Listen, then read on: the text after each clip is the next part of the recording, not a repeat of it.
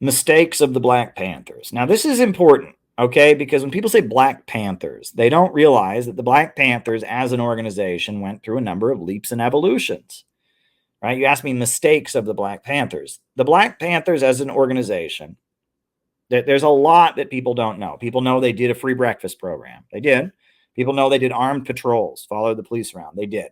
There's a lot more to it than that. First off, the Black Panthers were a breakaway or like a renegade project of RAM. So what happened was during the 1960s, you had the civil rights movement, and there were a number of organizations that engaged in civil disobedience to demand that Black people have the right to vote. Dr. Martin Luther King Jr. had the Southern Christian Leadership Conference. There was another organization that was mainly aimed at college students, and it was called the Student Nonviolent Coordinating Committee, SNCC, SNCC, Student Nonviolent Coordinating Committee. It was led by Stokely Carmichael. In addition to that, in Monroe, North Carolina, you had the leader of the NAACP, Robert F. Williams, and he had formed an armed militia to protect Black people, and he had fled to Cuba. And from Cuba, he was doing these broadcasts into the U.S. South. And they were called Radio Free Dixie. And they were broadcast into the U.S. South, urging Black people to take up arms and revolt against racism. So you had the broadcasts of Robert F. Williams in the South, and then you had the civil rights movement that was funded by the Ford Foundation and the Rockefeller think tanks. And it was a very mainstream movement that was like supported, it was this, supported by like the Kennedy family, et cetera. And among the mainstream of the civil rights movement, you had this group called the Student Nonviolent Coordinating Committee. Well, among the Student Nonviolent Coordinating Committee, a kind of secret society was formed. And it was members of the Student Nonviolent Coordinating Committee who listened to the broadcasts of Robert F. Williams and wanted to form a new communist party that was aligned with China and was more radical than the regular Communist Party. And they formed the Revolutionary Action Movement, RAM. And they had a meeting at Ohio University, I think, Ohio State University or Columbus College or something like that. It was in Ohio. And they were kind of a secret society of young Black activists that were in SNCC, but were interested in communism, wanted to form a new communist organization. And the Revolutionary Action Movement faced all kinds of government repression. They tried to frame them up for trying to blow something up. They were like framed up, and there was a whole effort to get them acquitted. They were facing heavy prison time at one point, and it was just this kind of network among young civil rights activists that was very interested in communism. So you had that going on. Bobby Seale and Huey Newton, they were in RAM. They were in the Revolutionary Action Movement. And they lived in Oakland, California. And they were two Black activists who were in the Revolutionary Action Movement. And they had the idea of doing the armed patrols. After a number of incidents of police brutality, they studied the law of California, and they had the idea of following the police around with shotguns and law books and tape recorders. And engaging in these armed patrols to confront the police. And they had a meeting at the public library with the Revolutionary Action Movement and with the Progressive Labor Party and with the Socialist Workers Party and with the Communist Party USA, which were those were the major communist groups at the time. And they said, we're going to do this. And all the groups told them not to do it. They told them it was left adventurous. It was dangerous. The police are just going to shoot you. Don't do it.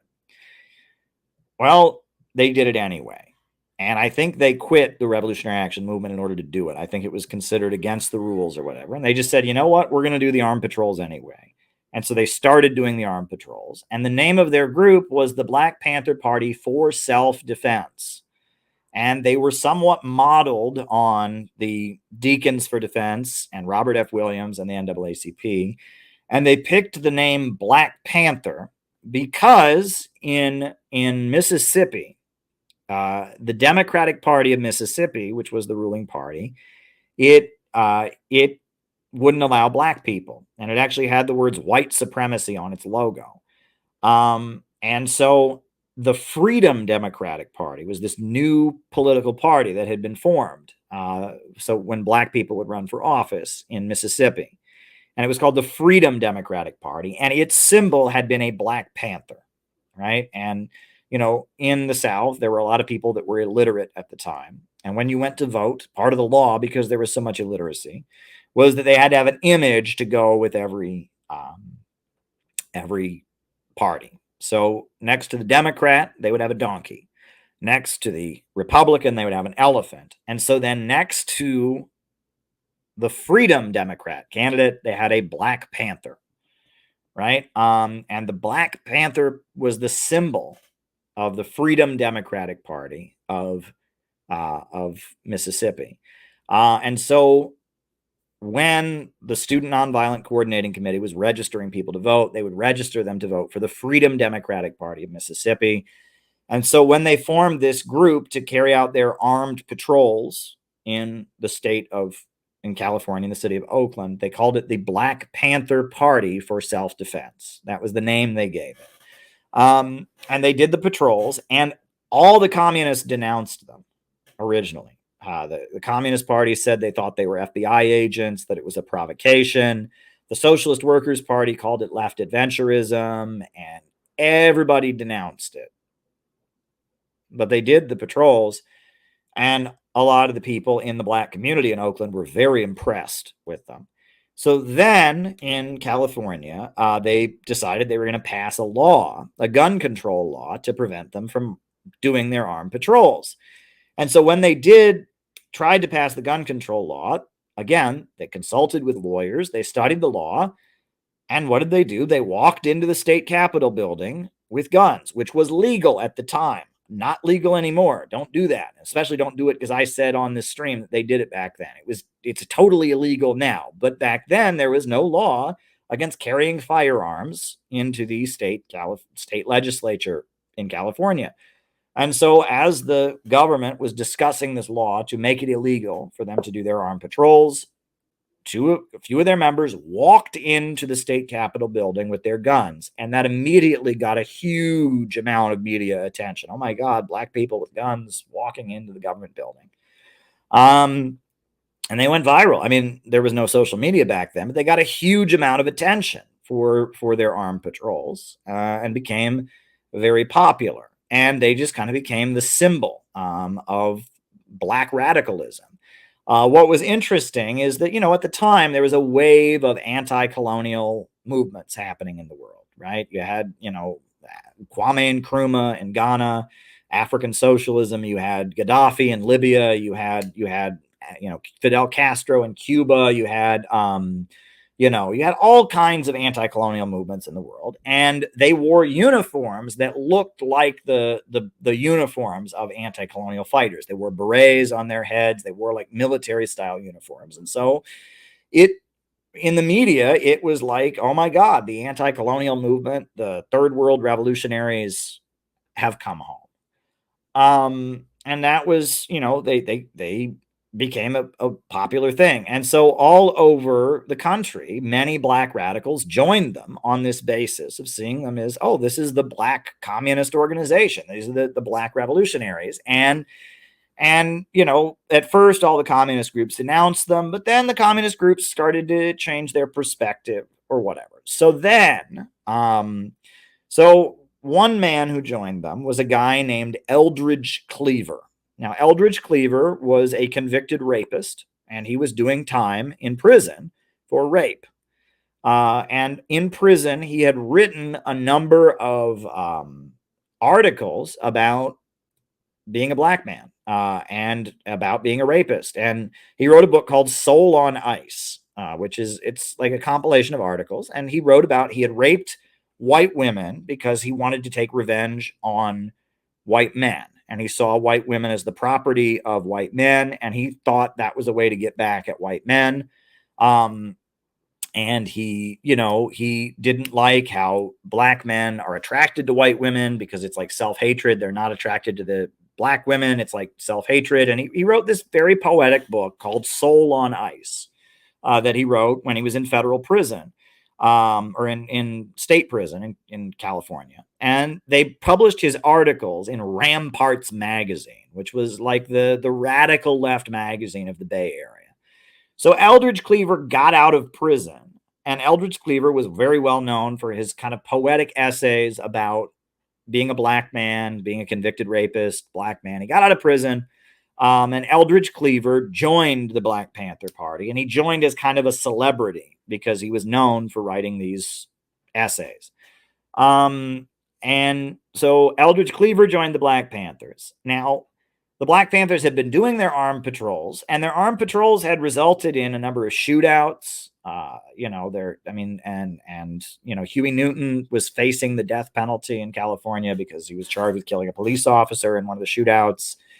And, there was a whole campaign to free Huey Newton. The Black Panthers were Bobby Seale was not in prison. He was out of prison. But he was going around, and they were trying to free Huey Newton, and they ran for public office. The Peace and Freedom Party of California ran them for public office, and they were this radical black organization that existed. So Huey Newton was locked up and facing the death penalty, but they had debate about what was the right way to go. Now, in Chicago, Fred Hampton, he formed the free breakfast program that he started, and he started a rainbow coalition, and the Black Panthers started uniting with various different ethnic gangs in Chicago. There were young Puerto Ricans, the Young Lords. There was the Iwar which was an Asian American organization. There were different groups. There was even a group of white people called the Young Patriots that used the Confederate flag as their symbol, and that they formed an alliance with different groups. Fred Hampton was murdered. He was killed in December of 1969. But there was big debate and eventually Huey Newton was released from prison. He didn't get the death penalty. He was acquitted. And so after Huey Newton was acquitted, there was debate within the Black Panther Party about which way to move forward. And there were basically two positions. The West Coast was headed by Huey Newton, who was the founder of the Black Panthers, and he said that they needed to launch survival programs, right? They needed to launch, the free breakfast program and community ambulance services and community health care clinics, and they should be providing services in the black community to as many people as possible. And he called that survival pending revolution. Whereas Eldridge Cleaver argued that they should be launching armed struggle, that it was time to launch urban guerrilla warfare. And so the West Coast of the Black Panthers, people started referring to them as the Black Panther Party Newton, and the East Coast of the Black Panthers, they started referring to them as the Black Panther Party, Black Panther Party Cleaver, right? And those were the two Black Panther parties. The Black Panther Party, parenthesis, Cleaver, began engaging in left adventurous terrorism. They murdered police officers, they blew up buildings, and then Eldridge Cleaver fled the United States. He moved to Cuba, and then he lived in North Korea for a while, and Algeria, and he lived in different places. Huey Newton, on the other hand, they continued their program of survival pending revolution. And the Black Panther Party Newton, they built a school, a regular school in Oakland, California, that was like a high school. It was like you could graduate from it. It was a private school. And the amount of public programs and services they had was not small. Sickle cell anemia testing. They did a massive amount of public work. And in Oakland, California in particular, they were very large. They had a school. They had healthcare clinics that they ran. They controlled certain neighborhoods and all of that. And they were a massive organization in Oakland. And in other cities, they had a layer of support. Huey Newton was the leader of the group. And then the Black Panther Party cleaver, pretty much, it was swept up by the FBI. I mean, it was, once they launched their left adventurous terrorism, they were all getting arrested and locked up. And then what was left of them evolved into another group called the Black Liberation Army, which, interestingly, Tupac's,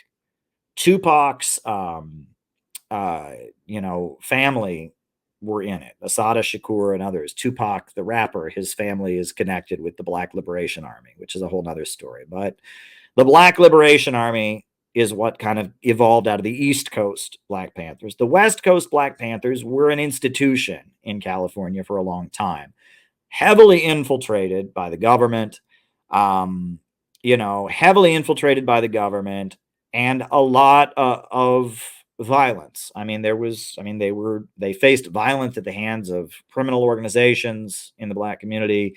There was internal violence that went on. Huey Newton appears to have had some very serious psychological problems, and eventually became a drug addict, and eventually he was killed. And the circumstances of his death are not exactly clear, but it could have been involved with drugs. The Huey Newton met a very tragic end. Elaine Brown became the first woman to lead the Black Panthers. I met her in Cleveland. She's an anti-death penalty activist and an anti-prison activist now. Elaine Brown, became a woman who was their leader. And, they ran a lot of institutions in Oakland, California, but it was a struggle. And by 1981, 1982, they had ultimately liquidated. But they were weakened, etc. I mean, they struggled, but they were solidly anti-imperialist. They were aligned with Cuba. They were aligned with North Korea. They were aligned with China.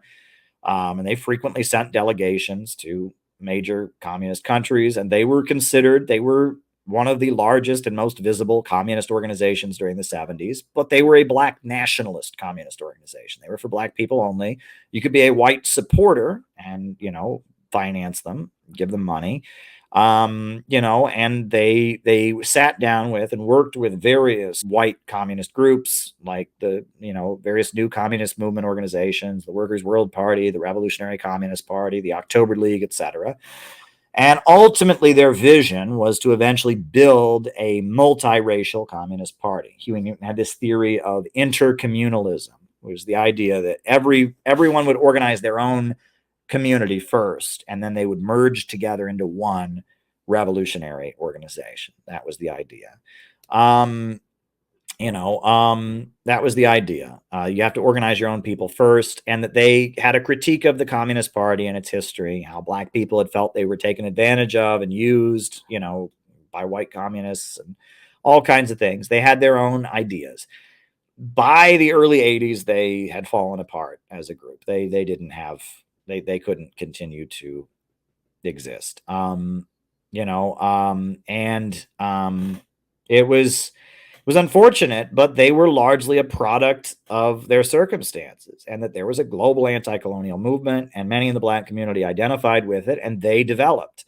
And they built a real organization. Let me emphasize this. They weren't an internet club. There was no internet back then. What made the Black Panthers what they were was what they actually did. It was the operations that they carried out.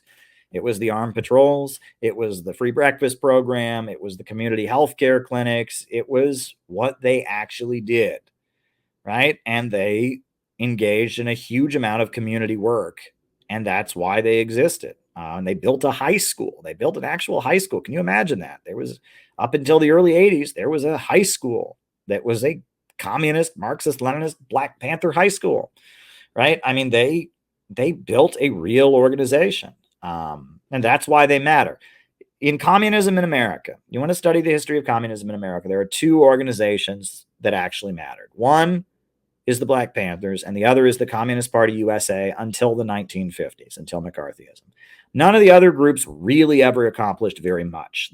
Some of them did a little bit here or a little bit there, but for the most part, none of them really accomplished that much. The new communist movement of the 70s was a very noble try, but ultimately, except for a few places like Detroit, they didn't really get much done. The Workers' World Party, they staged very effective national anti-war rallies starting in the early 80s. And they were key in kind of pushing the Vietnam War movement to more anti-imperialist directions, but really they didn't have a base. They never had a base. They were kind of an entity in New York City, but they never really had a base anywhere.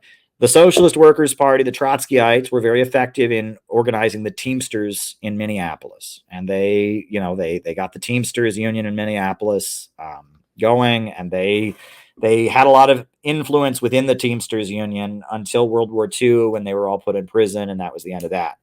And that's really about it. That's really about it. I draw heavily from the writings of Nelson Peary, who was a leader of the Communist Party, who eventually formed the Communist Labor Party and was a Maoist communist. And he was very effective in what he did in Detroit with the Dodge Revolutionary Union movement, the League of Revolutionary Black Workers. And he knew a lot. And he had a lot of deep understanding, but ultimately, I mean, his group never really developed a base, and what's left of his organization has kind of deteriorated into liberal NGOs at this point. I mean, they call themselves League of Revolutionaries for a New America, and they're just kind of liberal poverty NGO activists. They don't really have a base among the population, and they're not really putting out a coherent message. If you read my book, Out of the Movement to the Masses, the textbook, I talk about all these other groups, but really, the only two groups that really had a mass following were the Black Panthers and the Communist Party USA. And that's why they're worth studying. So I hope that answered your question there.